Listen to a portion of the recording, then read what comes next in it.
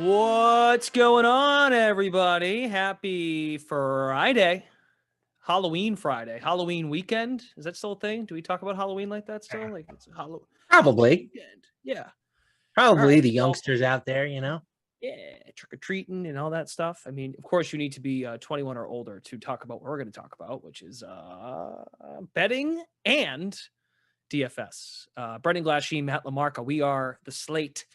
We're a DraftKings show. We come to you every weekday, Monday through Friday. Those are the weekdays. And we come to you after the 4 p.m. Madden Sim, 4 p.m. Eastern time. We will take you up so we go up on the air after that's over. So that's like 5-ish, 5:20.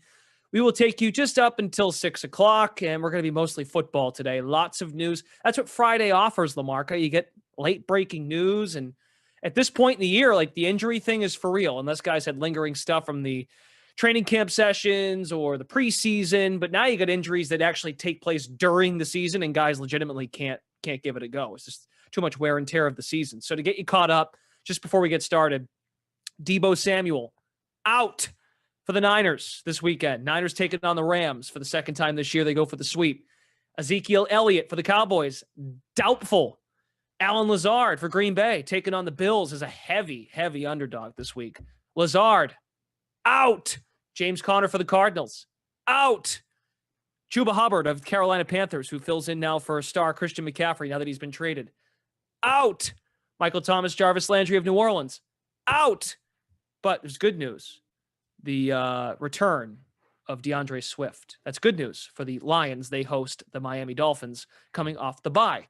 Housekeeping's out of the way. If we hear anything else or see anything else pop up from a news standpoint, we will get to it. But LaMarca, when you look at week 8, we kind of have a feel for who teams are, right? A little bit. I mean, the buys are kicking in.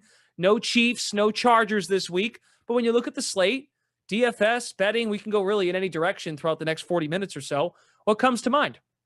Yeah, for sure. I mean, we're definitely getting a better feel for who most of these teams are. There are a couple teams that I think, public perception one way or the other is a little bit off, but like for the most part, I do think that the Lions have started to stabilize a little bit. Like, for example, the Jets are 5-2 and they are still home underdogs this week. So I think that that's kind of, Vegas is saying like, yes, the Jets have been winning, but we kind of know what this team is about. We're not going to give them too much respect. Same thing for the Giants. They're 6-1.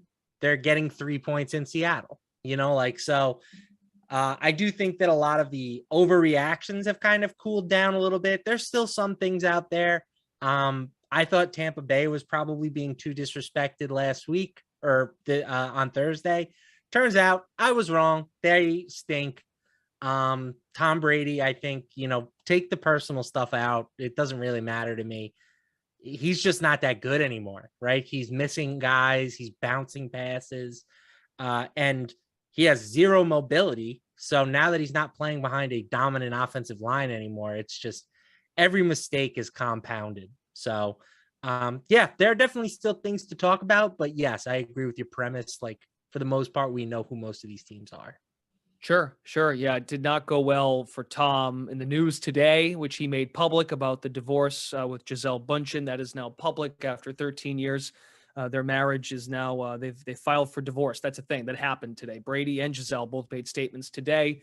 And the other thing, and I think it's going to reflect your picks for today, while they're not really good from a wins and loss standpoint, we actually kind of like a lot of teams in the NFC getting points. Like it feels like there are some teams in the NFC that maybe are starting to turn a little bit of a corner, but they're playing another NFC team that might be getting overvalued because of their record. So the Giants, that's not really the case with the Giants. They're getting 3, but like the Cardinals are 3.5-point dogs against the Vikings. Do we really, really believe in a 5-1 Vikings team? Like, they're good enough to win their division, but are they that good? But I think the books have to respect them at 5-1 to some degree, no matter who they've played. But I sense a theme here with the road underdog this week.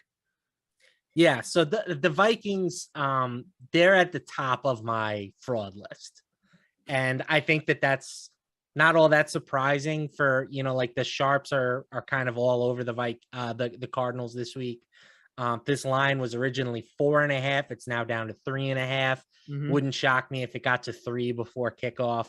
But you look at the Vikings, they're 6th right now in points differential, meaning they've outscored their opponents by the 6th highest frequency, but they are 27th in yardage differential. They have actually been outgained this season. That is not supposed to happen for a 5-1 team. And as you would imagine, their Pythagorean win expectation is obviously a lot lower than 5-1. They got lucky in their last game against the Dolphins. They were outgained by more than 200 yards, still managed to win. The only other team they've played this year with a winning record was the Eagles back in week 2. Eagles outgained them by more than 200 yards. They won by 17 points. The Eagles did. So, and they were what? They were only 2.5-point underdogs that night, something like that. Yeah, something in that vicinity. It was close. It obviously would have been a lot higher if the teams played now, but right.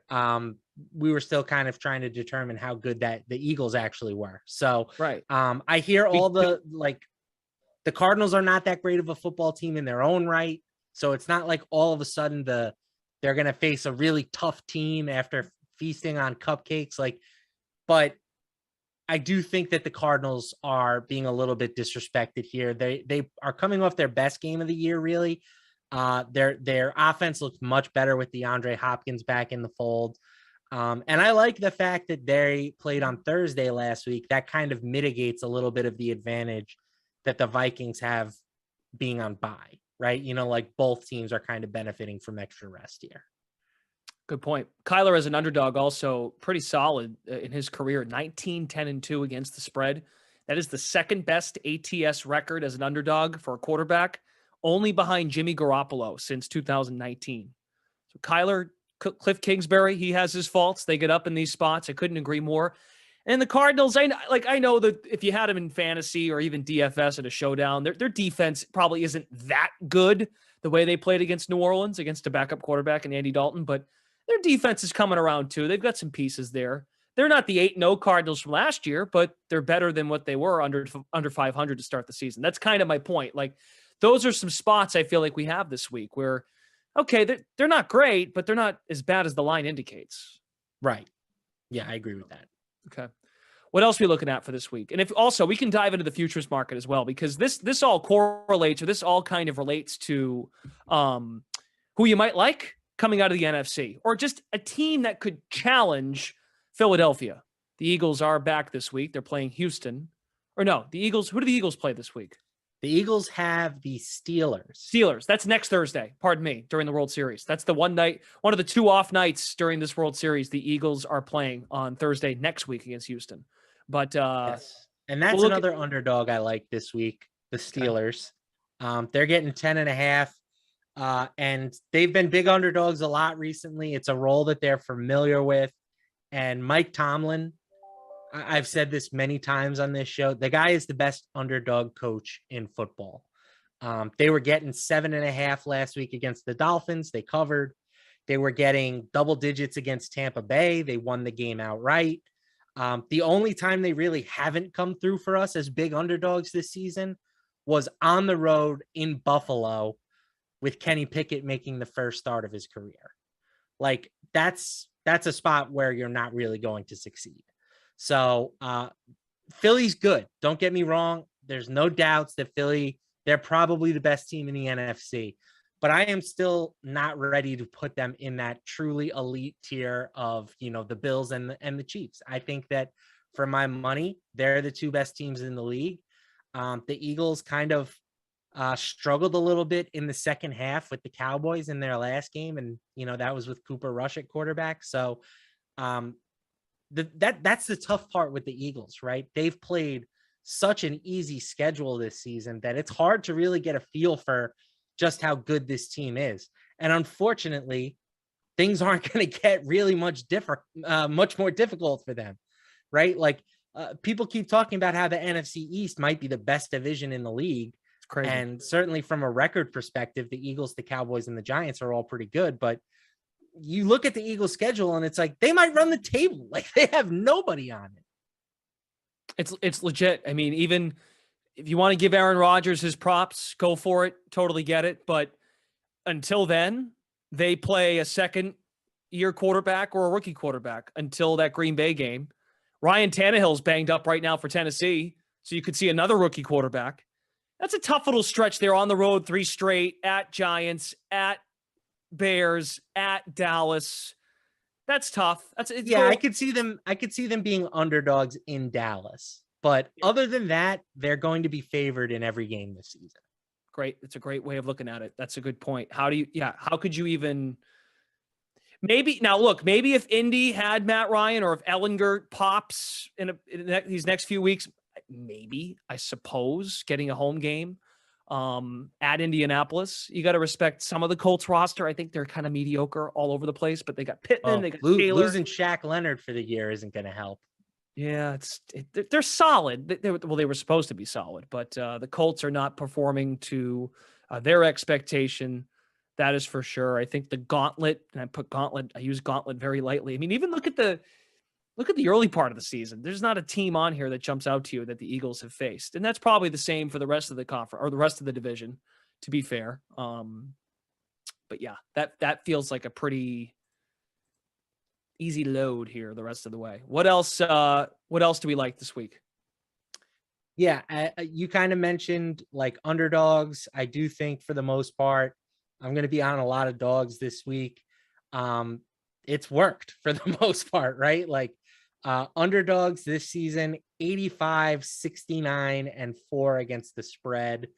It has come back to reality a little bit over the past few weeks, but there are very few occasions, like namely when the Bills and Chiefs are involved, that I'm looking at it and saying, yeah, there's no way that this team can win, right? Like every team can beat almost every other team on any given week. That's kind of just where we are with the NFL at this point. So I'm looking at the Carolina Panthers. They're getting 4.5 this week against Atlanta. Folks, this is a hold your nose one for sure, but continue. Yes, and the Panthers aren't good, right? They're obviously not very good. They did beat Tampa Bay last week, but the Falcons aren't any good either. And the Falcons are laying 4.5 at home. They're down. They're arguably their 2 best cornerbacks. You know, Casey Hayward is on injured reserve. AJ Terrell has been ruled out, and the Falcons are last in defensive DVOA to begin with. So, yes, the Panthers offense, right? It's so weak now that you've removed Robbie Anderson and Christian McCaffrey and even Chuba Hubbard from the equation. But I think they're going to be just fine with Dante Foreman and DJ Moore doing most of the heavy lifting. I'll take the points here basically every time. Blackshear's at running back as well. He'll be Foreman's backup. There's some promise. There was some promise from him coming out of the draft. Raheem Blackshear at running back. DJ Moore also kind of got going. I mean, I know Tampa's had secondary issues, so make that of what you will, but DJ Moore feels like he's turned a corner.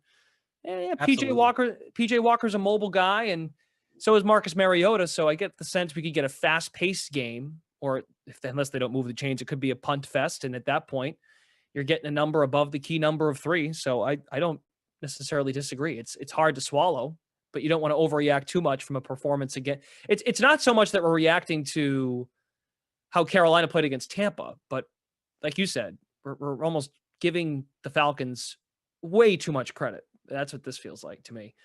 Yeah, if you wanted to give them the 3, I'd be okay with that because they are probably a slightly better team on a neutral field. You give them a couple of points for home field. Like 3 seems reasonable to me. 4.5 does not. Like to me, that's saying that the current version of the Falcons are nearly 3 points better than the Panthers on a neutral field. And I don't think I agree with that. So, and we're going to running into this again this week. Favorites of 7 points or more. There are a bunch of those, and we're going to talk about one with a pretty notable quarterback matchup. Favorites of 7 points or more, they're winning the games. They're 15-8-1, solid over 500 clip against straight up, but against the spread, they have won just 2/3 of those games. They're 8-16 It's the least profitable start for touchdown favorites in the last 2 decades. So here we have this week, and it's related to the news. Alan Lazard got ruled out this afternoon. Was kind of heading that direction anyway. It wasn't too much of a surprise, but no Lazard with a petty Aaron Rodgers who just, I don't know why he does this. Like, he makes public comments and shames his young players that they have to be better. We have to start looking at everything, and he never points the thumb at himself, but not to say he's not right. It's just like, what are you doing? Like, these guys they look up to you. They're not going to be more comfortable after this. It's just bizarre how he handles. I don't know if they do look up to him anymore, to be honest. You're probably right, but they're young enough where they could. If they played as the Packers in Madden when they were getting noogies from their brother at age 9, like, they could have looked up. Aaron, I'm a huge fan. You gotta let me get the number of your spiritual healer, bro. I gotta have it. I don't understand. And like, I don't know. They're 11-point underdogs in Buffalo, but you actually like Green Bay. I do. I mean, I don't, but you just kind of have to take 11 points with the Packers, right? Aaron Rodgers has never gotten more than 7 points in his whole career. Wow. And when he has been an underdog, he's been really good. I don't have the exact number in front of me, but I think in the last 3 years, Rodgers has gotten more than a field goal 7 times, and he's 7-0 against the spread in those games. And maybe the Packers are broken. Maybe they're not the same team. Certainly, I don't think they anticipated replacing Devontae Adams to be as hard as it's been, but you laid out the numbers, right? Like, this year, it's just been very hard for these big favorites to cover the spread. And there are plenty of ways that the Bills don't cover this number. Mm-hmm. Maybe there's a big special teams play. Maybe there's a defensive play. Maybe the Packers score a garbage time touchdown. Like, to cover an 11-point spread, you basically need to play a perfect football game. And if any team can do that in 2022, it's the Bills. But I'm still taking the 11 points with the first ballot Hall of Fame quarterback whenever I can. Aaron Rodgers, looking back at it now, these are his largest spreads as a dog. This is the largest one of his career, this Buffalo game. 10.5, 11.5. We see 11 here.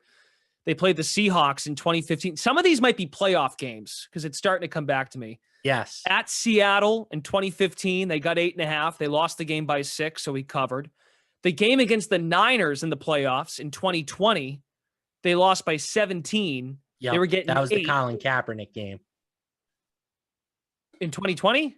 No, you're right. Colin Kaepernick beat him by like 35. Yep. And then there's a game against the Rams in 2018. They lost by 2. And they were 7.5-point underdogs. So it's definitely, but it's a big spot too, right? They're playing in prime time. Maybe it's their Super Bowl. Like, they can't lose this game if they want to make the playoffs. We just talked about how the Vikings, like, yes, they may be a fraud, but they're 5-1. Right. That's why with Brady, you can't make the same comparison because Brady doesn't have a team in front of him that's 4 games over 500. He still has if the Panthers win this weekend outright against Atlanta, they're in first place. That's incredible. Send that division to the moon. Like, unbelievable. But 1,000% agreed. Like, this is, for Green Bay, you're not getting your division, so you got to hang with whether it be the Giants Rams and the Niners, Cowboys. Giants or the Cowboys, right? Those teams that are going to be vying for one of those 3 wild card spots in the NFC. So it's been, I looked at this last year too. First 5-6 weeks of the season, I try not to overreact, but it's hard to not overreact to how bad the NFC is. But someone other than, I know Philly. Take Philly out of it. I think Philly's legit. But outside of Dallas, the Giants, and the Vikings, someone else, one of these teams we thought would be good, Rams, Packers, Tampa, those are the 3 favorites coming into the year. Tampa, Green Bay, Rams. Someone's got to come out of this rut and be decent, I think, but who knows? We're making our way through the slate this weekend in the NFL. I will give you one favorite that I like just to cool. spice things up a little bit. Sure. Yeah. I'm taking the Titans. They're up to 3. I liked them a lot more when it was under 3. But I do think that this is a spot where Derrick Henry just wins this game for Tennessee single-handedly. Like, Houston has been by far the worst team in the league against the run this season. Josh Jacobs just absolutely snatched their chain last week, like 20 carries, 140 yards, 3 touchdowns. And I know Josh Jacobs is having a phenomenal season, but he's not Derrick Henry, right? Like, Derrick Henry is Josh Jacobs plus. So if Jacobs is able to do that to the Texans, I think that this has like 200-yard potential for Derrick Henry in this game. And the Tannehill thing, he is questionable. That would obviously be a wrench into the plans. But you know what? I think with Malik Willis, that would work too, because he's also a very capable runner. And that's really what you want to do against the Texans. You want to just pound it down their throats as many times as you can. So I'll take the Titans. Again, prefer if it was under 3, but if you have to lay the 3, I think you still do it. And Brandon Cooks is questionable as well in this game for Houston. So if that number's moving to 3, is that a sense that Tannehill will play, you think? Or is that just, line movement based on how the money's coming in? Yeah, it's a good question. There was some sharp activity in the Texans earlier this week, which I do think was partially related to the quarterback news. But I think now that it's starting to look a little bit more likely that Tannehill plays, maybe it's starting to just come back a little bit. Okay, fair enough. If you have questions in the YouTube chat or the Twitch chat, we will certainly entertain them. As like we said, we're making our way through the slate for this coming weekend in the NFL. What else we got? I think you had one more pick, or is that it for the picks that you like? We touched on the Steelers, we touched on the Cardinals, the Panthers, the Titans, and the Packers. That's my 5-pack right there. Hasn't been posted yet, but it will be on the DK Playbook, DK Nation, by the end of the day tonight. And just as a reminder, little humble brag, we are 28-7 in our picks through the first 7 weeks. Wow. So was it was I here last Friday? What was your one down week? Was that last week or the week before? I have yet to have a losing week. I am back-to-back 3-2. So that's but I started the year at 18-2. So we've come back to reality just a smidge, but we're still winning weeks. And that's really all you can ask for. Okay. Now, I don't know if you got this on record. I apologize if you said this. Do you like the Jets getting the points against the Patriots? I'm passing on that game completely. I think the Jets are overvalued. Sorry, someone just walked into my hotel room. All good. I'm working. You're good.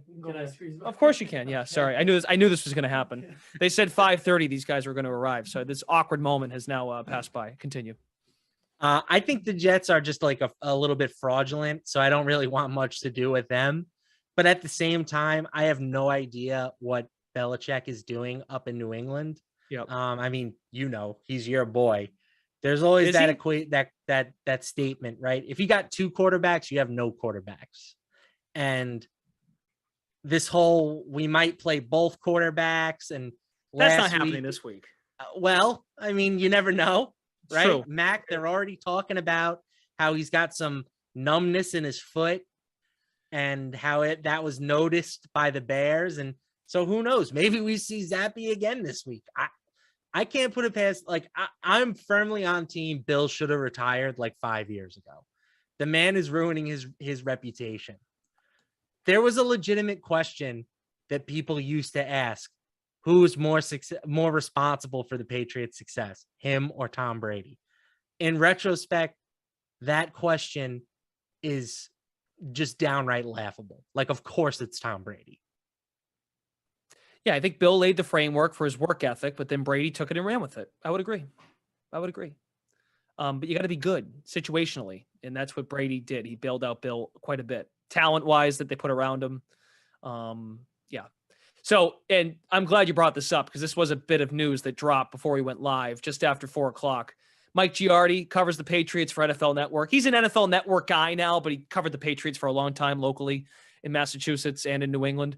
the reporting from Giardi, and he gets scoops. Giardi's usually pretty on point. Patriots quarterback Mac Jones dealing with numbness in the toes on his left foot as he continues to recover from a left ankle injury, that sidelined him for 3 weeks. It didn't impact his on-field prep for the Jets game, but keep an eye on it. Bears noticed some favoring. That's interesting. So is he getting intel from the Chicago side?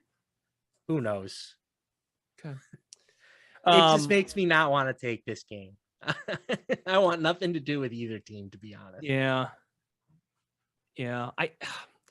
Right, because history says we'll take New England. They've won 30. I'm sorry, and I'm not even being sarcastic. Was it 12 in a row, LaMarca, against the Jets?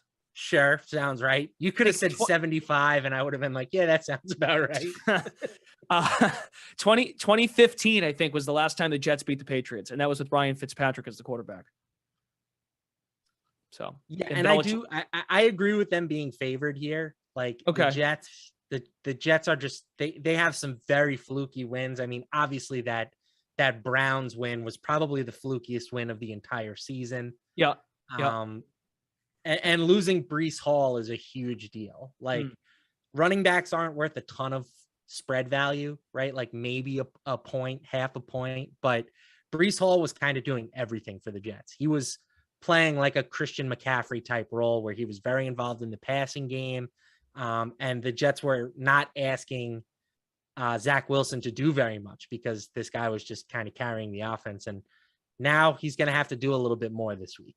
Yeah, no Vera Tucker too. It just felt like everything was coming together in the run game up front. And they're doing a good job. This is what good teams do. If you don't have an elite quarterback, they're protecting Zach Wilson. They've done a good job of hiding his flaws while still winning games. And you see, you can acknowledge that. I mean, I think Bill looks at it like, all right, I can scheme it up against Zach Wilson. Belichick's record against first and second year quarterbacks is insane. So he's got that going for him. But Belichick career against the Jets, 25-19-2 against the spread. This is the shortest spread for Belichick against the Jets since 2015 when they lost to the Jets. That was the last time they lost to them. They were a 2.5 point favorite and they lost that game. What do you know? What do you know? What do you know? Now, that's not true because they were an underdog against them back in early 2000s. They were an underdog against them in 2011, probably the Rex Ryan years. So, all right, let's spend about 10 minutes on the DFS side before we get out of here.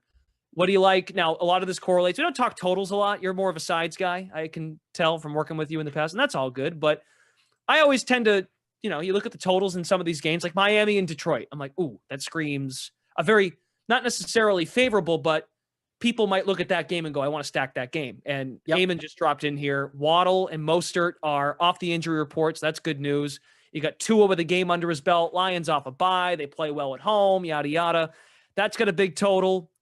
And, oh, by the way, we talk a lot about regression, right? And I think you're due for it, but I hope it doesn't happen to you.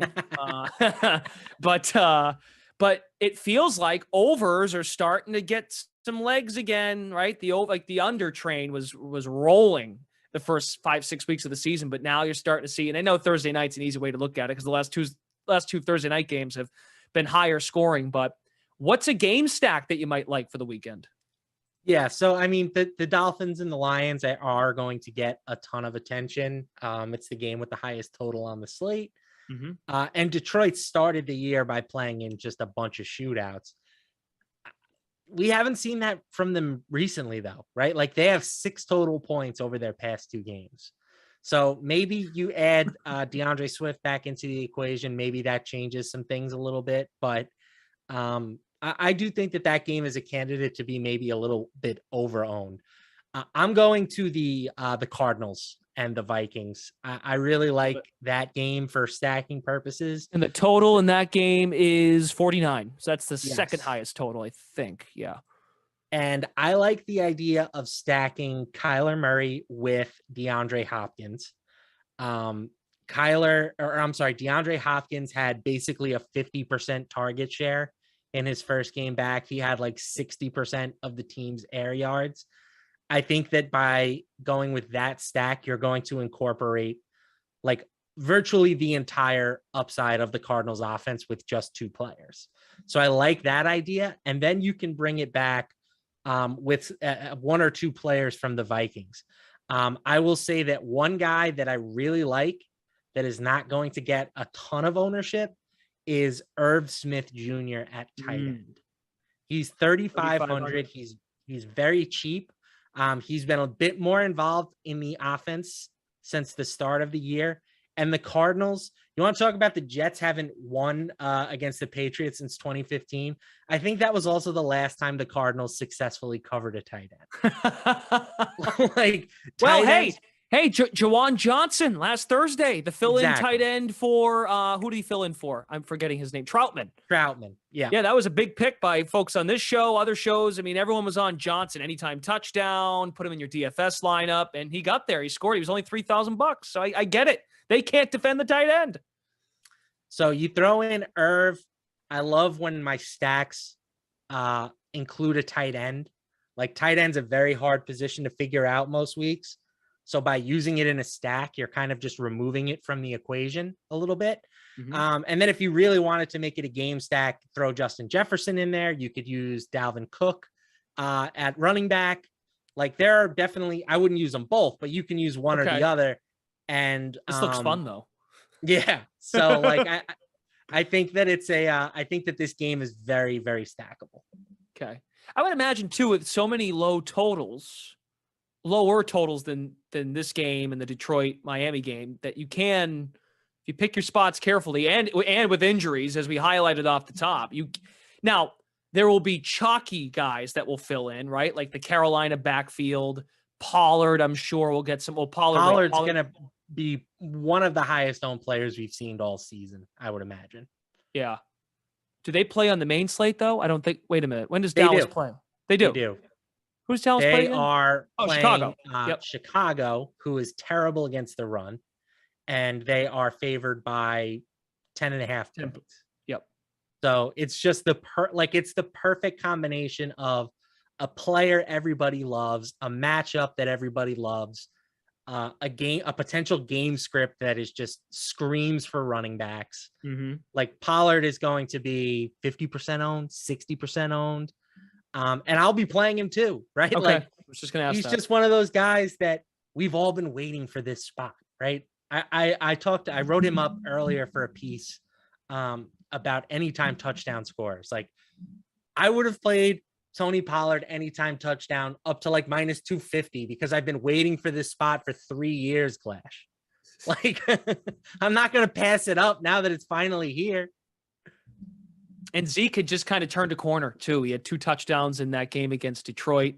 I know it's Detroit, but Zeke doubtful for this week. Is this a Jonathan Taylor week?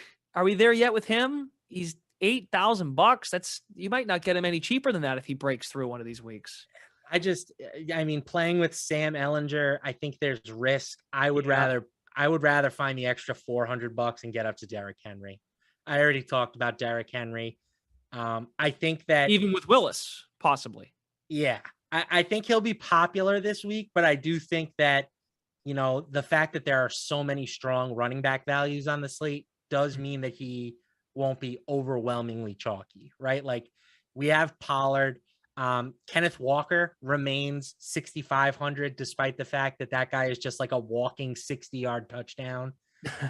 You've got Dante Foreman now, who's going to be, the bell cow back in Carolina. Ramondre Stevenson is still only 6,400. He's had 20 points in 4 of his last 5 games. Like, these guys all stand out as better per dollar plays than Derrick Henry. So I think that a lot of people will end up with them as opposed to paying up for the big dog. Okay. Foreman will be popular too, though, right? I mean, I would imagine so, yes. Okay. I'm not even sure how Hubbard, I can look right now. Hubbard was okay too. He had the touchdown last week, which was big. He took one in from 17 yards out. If Foreman adds a touchdown, he already had 100+ yards last week. If you now give him a touchdown, like, that's a lot of potential value at 5,300. Okay. Do you have any more NFL thoughts? I only ask because I want to get, if you have thoughts on the NBA, do you have anything on the NBA that you might want to discuss briefly? Yeah, I think that if you are a fan of the Brooklyn Nets, Yes, this is exactly where I was going to go because this team. Go ahead. Keep or going. a backer of the Brooklyn Nets, like it is officially time to hit the panic button. I talked about this last year, and I felt like I was one of the only people saying it. I hated the Ben Simmons trade in 2022, and it sounds so obvious now, right? Like watching this team play, it sounds so obvious, but you cannot have a guy that defenses can just ignore, right? Like you're playing 4-on-5. I don't care how good of a passer Ben Simmons is.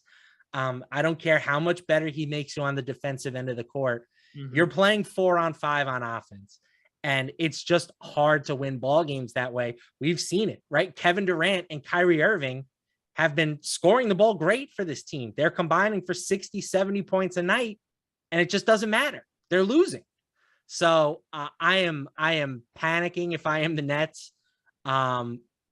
Maybe even try trade Simmons. I don't know what his value looks like at this point, but if I could take on a guy that is older, maybe that is viewed as a lesser, ceiling, but is just a better fit for this team, I would strongly consider doing it. Westbrook? No. Well, come on. I mean, LeBron and Simmons, they share an agent. That would be fun. Expiring contract. It would be something, all right. But no, I don't think that makes much sense for the Nets. I'm saying like trade nothing they've done makes a lot of sense. Well, trade him for a non-star. Trade him for Buddy Hield. Give yourself another 3-point shooter. Like, just Pacers could sell some tickets with Simmons, maybe. Yeah, like it feels like there's something that can be done, right? Because there's always going to be one team that convinces themselves that like we can fix him. Yeah. All right, I think that's it, pal. So I want to remind everybody before we leave, LaMarca likes. I'm going to go right down the list here. He likes Pittsburgh getting the points. Yep. He likes the Cardinals. Love the Cardinals. Okay. That's my favorite pick of the week. Yeah, I tend to agree.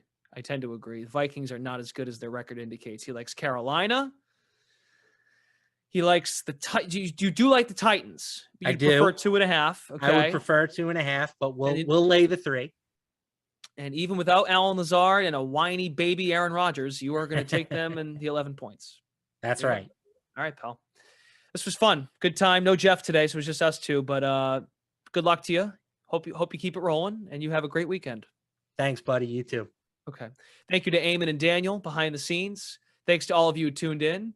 We'll be back with the Slate on Monday. Also, the Sweat on Monday. Oh, wait. No, I do this every Friday. The Sweat is also live on Sunday. Sunday live show, getting you ready for Week 8 Sunday in the NFL. You all have a fantastic weekend. See you later.